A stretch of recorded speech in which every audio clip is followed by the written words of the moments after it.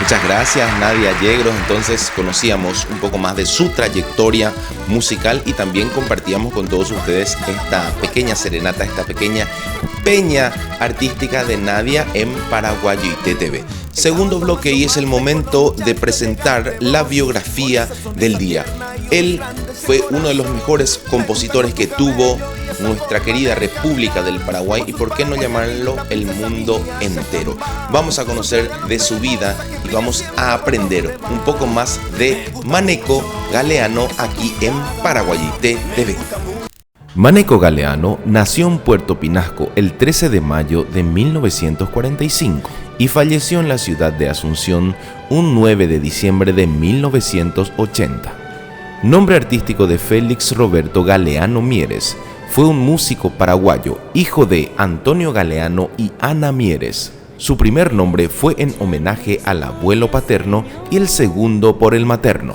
Contaba con 2 años de edad cuando ocurrió el estallido de la desgraciada e infausta Guerra Civil del 47. Recordaba a su padre, en el muelle del puerto de Pinasco, siempre agitando un pañuelo, arrubiado y vivaz.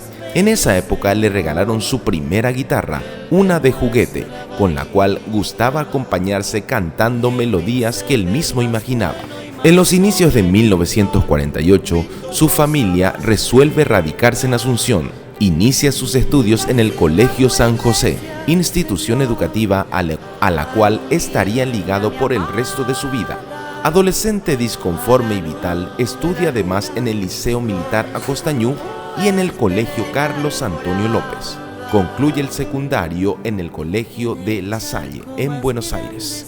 En 1967, cuando se funda el periódico ABC Color, su amigo y maestro en el periodismo, Fernando Casenave, lo invita a ser parte del plantel fundacional y allí comienza entonces la tarea de comunicador social, condición que ostentaría orgulloso hasta sus últimos días, como colaborador en La Tribuna y en el diario Hoy. En este último desempeñó funciones de jefe de la sección deportes y de secretario de redacción.